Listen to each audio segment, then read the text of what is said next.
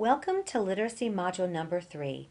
This module's focus describes effective practice in Tier 3 and aligning tiers of instruction.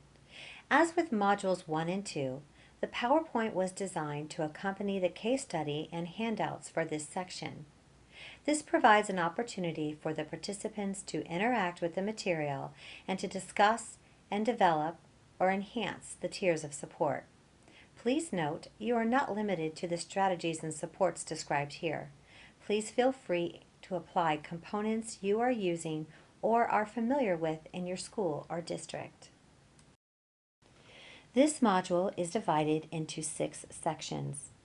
The first section, slides 3 through 32, describe the components necessary to ensure effective instruction takes place in intensive intervention, or Tier 3. In this section, we'll discuss who, what, where, when, how, and why. Included also are recommendations and examples of available resources to support implementation of effective practices. The recording time in this section is approximately 16 minutes. The second section, slides 33 through 37, is a toolkit to assist with implementation of intensive intervention titled Designing and Delivering Intensive Interventions from the Center on Instruction. The recording time in this section is approximately 3 minutes. The third section, slides 38 through 42, provides an opportunity for participants to apply the recommendations to a case study. The recording time in this section is 3 minutes, but provide extra time to work through the documents and share information with colleagues. The fourth section, slides 43 through 46, highlights information regarding aligning tiers of instruction with a summarization of elements necessary for effective instruction to occur. Also provided are tools and recommendations to support discussion.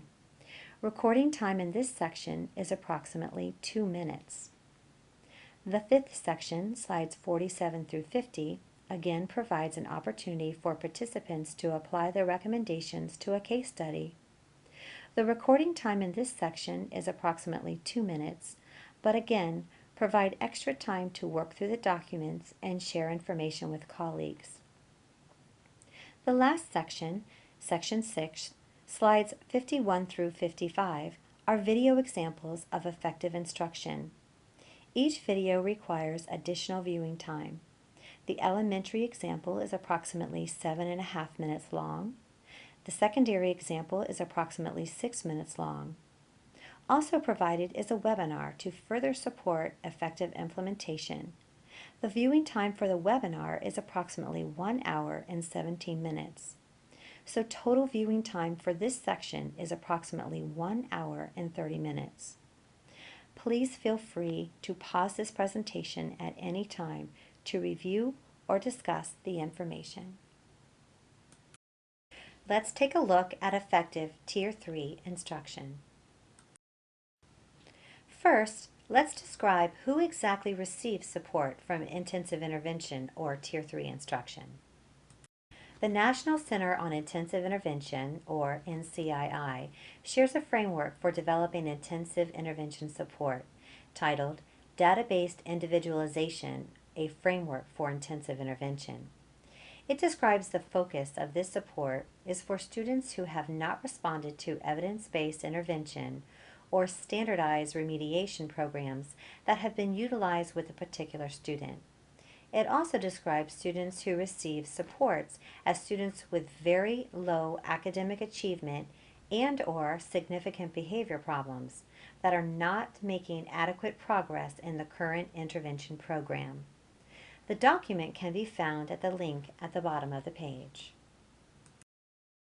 Additionally, this support is provided to students who demonstrate intensive needs, which are large gaps in learning and demonstrate severe learning problems, meaning they are unresponsive to support provided in the past. Additionally, keep in mind, it's what very few students receive and is the most intense service a school can provide for that student. Next, let's take a look at what is the purpose of intensive intervention. As described in the prior section, we know that intensive intervention is to assist students to overcome significant barriers. Students described as having both intense and severe needs. These are barriers to learning and/or display a lack of behavior skills essential for school success throughout their day. So, this support requires more time and a more narrow focus of instruction or intervention than occurred in Tier 2 supports in order for these students to be successful. Additionally, the instruction or intervention is developed using the four-step data-based problem-solving process that is applied to individual students. It is not a one-size-fits-all approach to learning where students receive a common or usual program. It is solely based on the needs of that individual student. This is accomplished through ongoing data collected that informs Tier 3 instruction, which is typically individual student diagnostic data, which can be for academic and/or behavior gaps, preventing that student from succeeding. To assist, the NCII website developed an interactive data-based individualization, or DBI, process. This tool shows the components of DBI graphically to share the steps in the process with relevant tools and resources. A snapshot of the tool is displayed on the screen, as well as a link that directly brings you to their page. Each tab on the page shares tools and resources that support schools with validation and adaptation of intervention programs and support, progress monitoring, and diagnostic academic assessment and functional assessment tools for individual students. Assessments occur very frequently on micro-level skills to address significant learning barriers to reaching success at Tiers 1 and 2. Assessments focus on each learning step along the way where the rate is rapid and demonstrates change. It is important to have prompt, accurate feedback on whether the activity used was effective for that student. The frequency of assessments is based on the intensity of the student's performance and is matched to recommended assessment criteria. The greater their performance is behind Tier 1 expectations and/or the less responsive to previous interventions attempted, the more frequent and varied the assessments are to ensure there is a match in order to close the gap. As described in both Literacy Modules 1 and 2, these are questions to guide support at this instructional level for students requiring the most intensive support. These guiding questions can be used in addition to the guiding questions shared in the second module, Tier 2. They are: is the student appropriately matched to the intervention plan developed for that student? Does the problem solving address the whole student in that likely both academic and behavioral needs are significant? If the student is demonstrating a positive response to the intervention, then is the student also demonstrating improvements in Tier 1 assessment performance? If not, why not? What next goals or needs should be targeted? Does the student need Tier 3 services anymore? They may still need Tier 2 services. If the student is not progressing, is fidelity a concern? Does the student need a long-term plan, like 2 or more years, for catching up to grade level standards, including transition plans for between grades as well? Let's talk about where intensive intervention support is provided. Intensive intervention is not a place, but a service. So the objective is that the student gets what he or she needs in order to be successful throughout the school day. Simply put, the function is to reduce or eliminate barriers. Realizing the service is provided for students with the most intense needs and severe learning difficulties. If time is not increased, it cannot be considered Tier 3 intensive support. This support is provided to very small groups and/or individual students. This provides the opportunity for a greater than 1-to-1 response in order to change predisposition for wrong answers. So, for every error made, the student provides more than one correct response. This instruction or support leaves no room for chance or wrong answers. The instruction meets students where they are, targets their individual needs, and provides strategies and support. So the expected outcome of Tier 3 supports, combined with Tiers 1 and 2, is that the students will achieve Tier 1 proficiency levels that were established by the district. All problem solving considers academic and behavior together in the context of universal design. Therefore, it requires tremendous flexibility. Universal design, or UDL, guides the design of instructional goals, assessments, methods, and materials so that they can be customized and adjusted to meet individual needs. This set of principles for curriculum development gives all students equal opportunity to learn. The next section shares when intensive intervention occurs. When making the determination of when to provide intensive intervention instructional support, it is necessary to approach decisions through implementation of a multi-tiered system of continuous support through the problem-solving process. This ensures students receive targeted support based on their needs. In order for this to occur, requires effective levels of communication, collaboration, and coordination among the staff, both general and specialized, which provides service to the student. A decision of when Tier 3 or intensive support occurs involves intensive team-based decision-making that target individualized development. It is essential that the delivery of Tier 3 instruction is focused on the skills that pose the greatest barrier to acceleration of student learning. In order to accomplish this effectively, the needs of the student have to be clear. Therefore, a complete description of the student's reading needs based on data must be discovered. Then the team can determine when this would occur. Realizing this instruction requires the greatest number of minutes, the smallest group size, and the narrowest focus of instruction ensures a well-developed plan to target that student's individual needs. To support this process, a team may utilize the following 4 questions. Number 1, what instruction or intervention will be provided during that time? Number 2, how much time is needed each day to accelerate skill development? Number 3, who will provide the instruction or intervention? And 4, where will the instruction occur? The next section describes how intensive intervention occurs. When making the determination of how to provide effective intensive support, it is essential to have buy-in to ensure effective resources are utilized for the small number of students.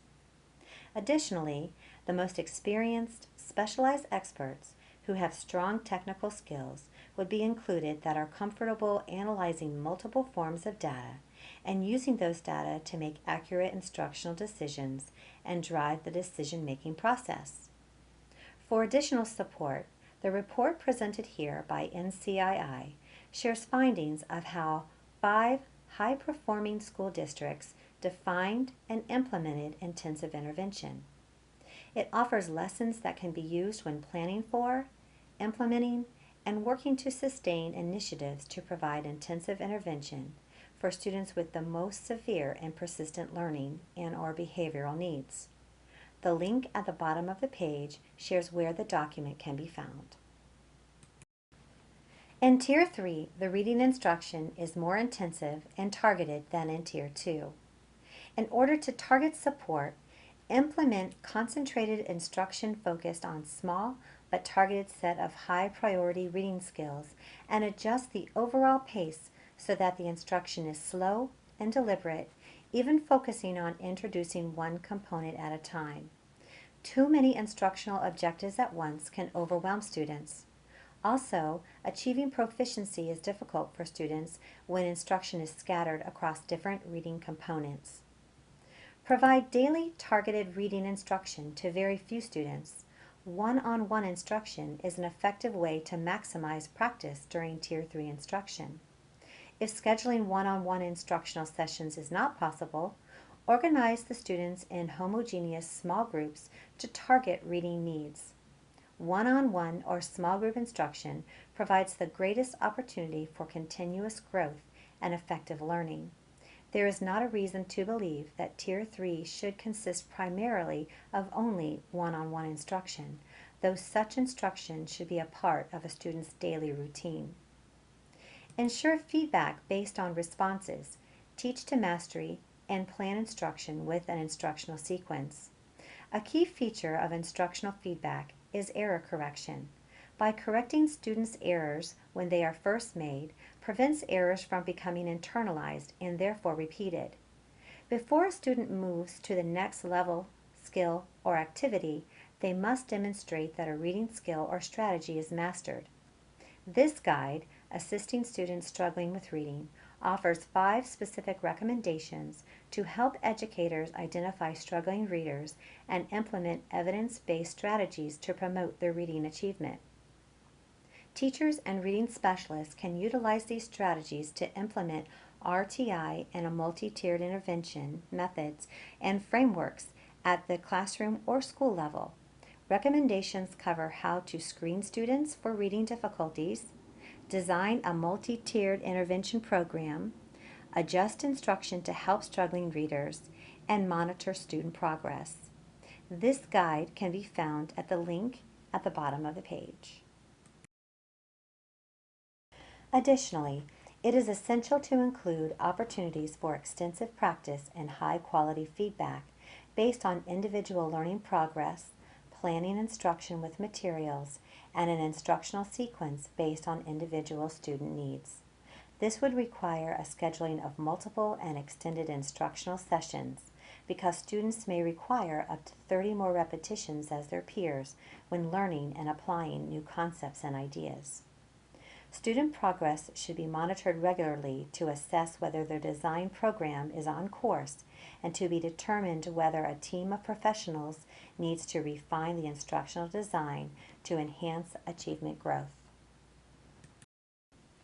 When determining how to include opportunities for repetitious activities, it is necessary to keep in mind that in order to ensure the information is retained in long-term memory, practicing a correct response about 24 times is necessary for approximately 80% of the information to be retained. Know that repetition does not need to be tedious.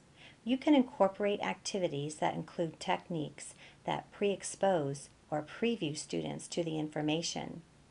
Also, review information already taught and reteach information to ensure students gain a thorough understanding.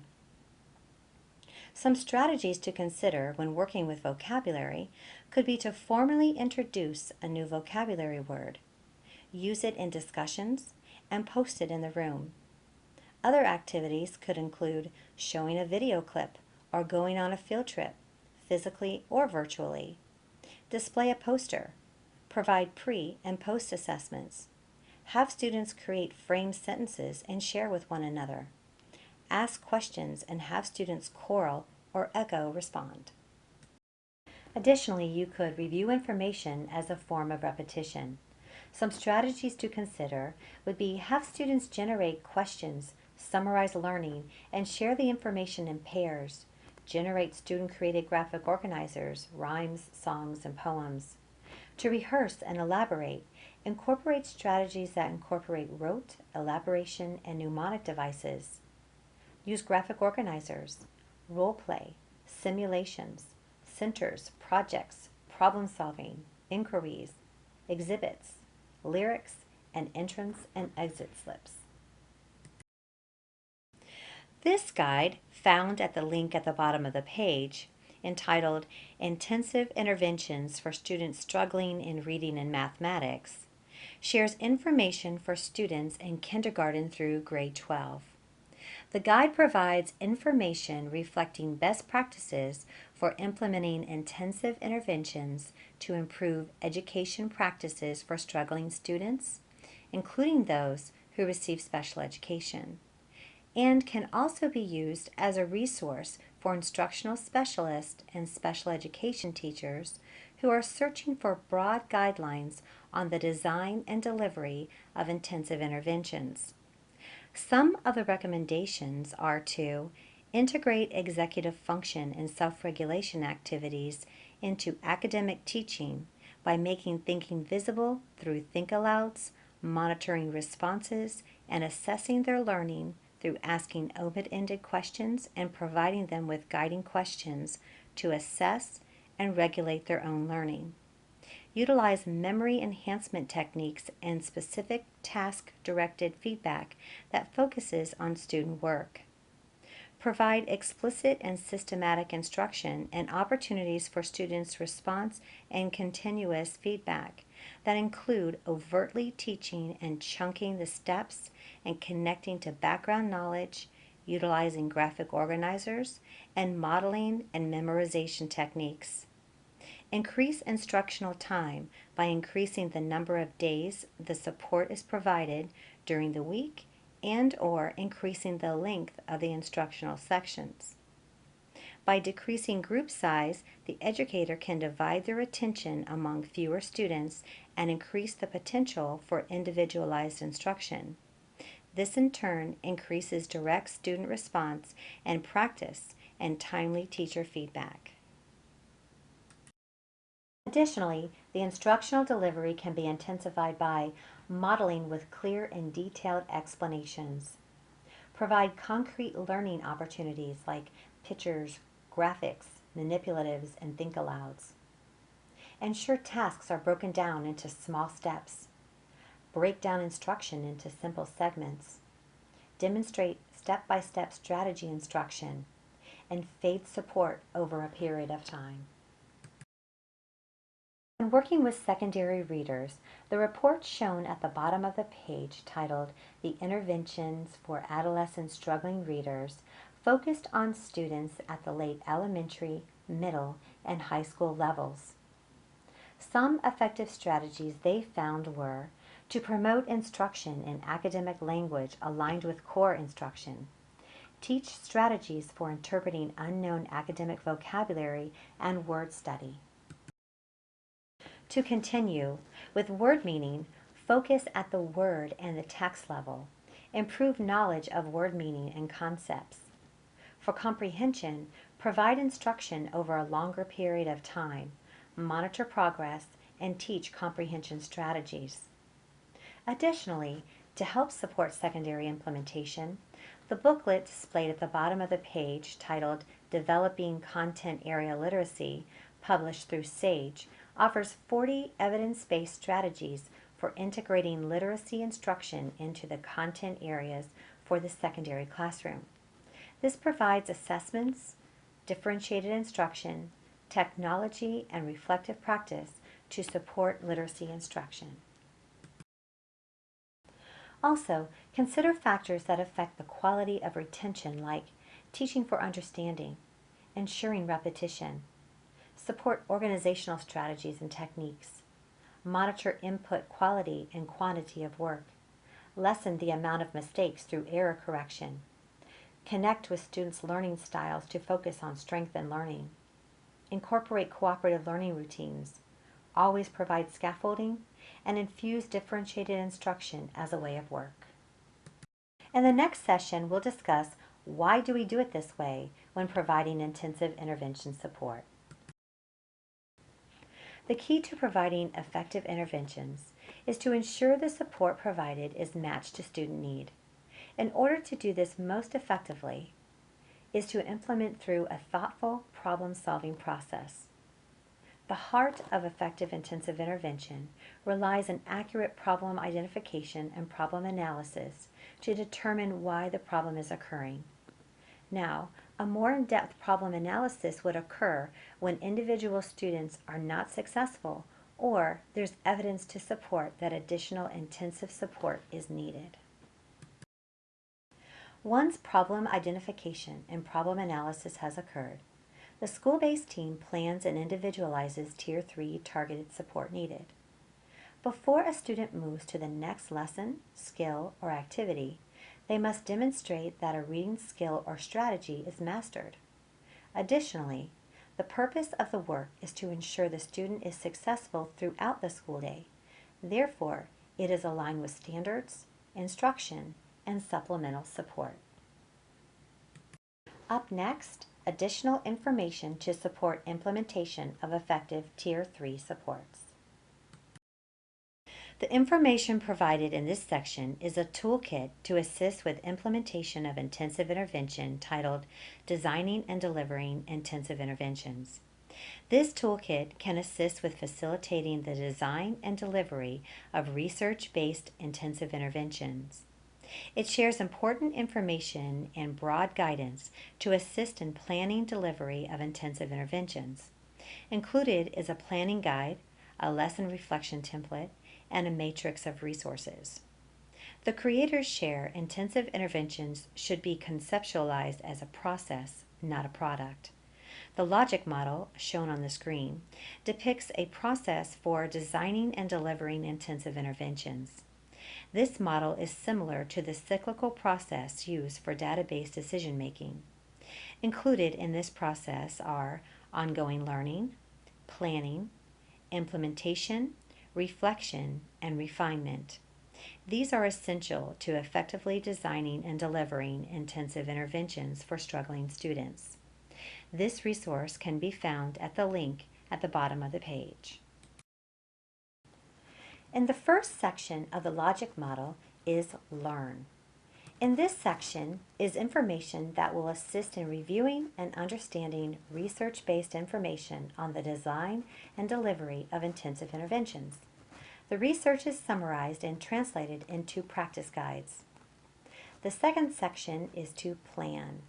In this section, participants collaboratively discuss considerations for designing and delivering intensive interventions and draft preliminary plans and action steps. The third section is Implement. In this section, they will use information collected during the planning process to design and deliver intensive intervention lessons. The fourth section is Reflect. Here, after implementation of a carefully designed lesson, they'll examine the delivery of an intensive intervention lesson, consider its effectiveness, and identify strengths and areas for improvement. The fifth section is Refine. In this stage, after reflection has occurred, they will use information gathered during the implementation of intensive interventions and subsequent reflections to improve instruction. This is a snapshot of one of the tools provided for support, the Lesson Reflection Template. Also included in this toolkit are the Professional Development Activity, the Planning Worksheet, and the Supplemental Resources Guide. This concludes the first section that describes the components necessary for effective instruction to occur. Up next, the application of effective instruction. Let's take some time and apply what we have learned to a case study to ensure effective practices in Tier 3 are taking place. You will need a case study, suggestions for effective interventions resources, formative assessment and differentiated instruction rubric, guiding questions for problem solving, designing and delivering intensive interventions, and 3-column notes. Take a moment and review the handouts. As mentioned in Modules 1 and 2, the case study covers all 3 tiers of instruction. For this module, we will only be focusing on Tier 3. Take some time and read pages 13 through 18 of the case study. While completing the 3-column notes graphic organizer for Tier 3, refer to the Suggestions for Effective Interventions resources and the Formative Assessment and Differentiated Instruction rubric handouts. Also provided are additional tools to support development, guiding questions for problem solving, and designing and delivering intensive interventions. Please take this opportunity to collaborate with colleagues and discuss the effective and ineffective practices and how to enhance Tier 3 support. I'm sure you and your team found many examples to complete your graphic organizer. Here are a few examples that you might have also discovered. In effective instructional practices, you might have noticed that the teacher focuses on individual student need, incorporates instruction in word study and word recognition and decoding strategy. She includes syllable and word pattern games, and she ensures fluency development. Some of the examples you might have found for opportunities for improvement might have been that you're unsure if the teacher incorporates self-regulation skills. You're not sure if she's in alignment with CORE and if that program is a perfect fit for that student. Some ideas for enhancement you might have also discovered could be things like incorporating goal setting and self-regulation and self-monitoring skills. Provide self-monitoring checklists and rubrics. Confer with the team, including teachers, to align strategies and transfer skills to ensure adaptation occurs. Research current programs to ensure a perfect fit. Include technology to enhance learning throughout the school day, and increase opportunity for repetitive activities. Now that you have considered and discussed ways to enhance Tier 3 instruction in the case study, consider some ways in your classroom or grade level. How will you support enhancement of Tier 3 practices? Utilizing the results from the 3-column notes document, one of the suggestions under enhancement was to increase opportunity for repetitive activities. There are many examples of ways to include repetition activities mentioned earlier in the module. Some of the ways this teacher could include are choral, whisper, repeated, and paired reading opportunities, incorporate role-playing, use preview, review, and reteach methods, enhance learning with flashcards, word walls, and word splash, incorporate wordplay, visual imagery, and learning games, and utilize entry and exit slips, and to provide opportunities for discussion and conversation. In the next section, we'll share information regarding aligning tiers of instruction. Throughout the modules and application portions, the alignment of instruction has played a key role in student success. Effective core instruction results from intentionally matching strategies and supports to student needs.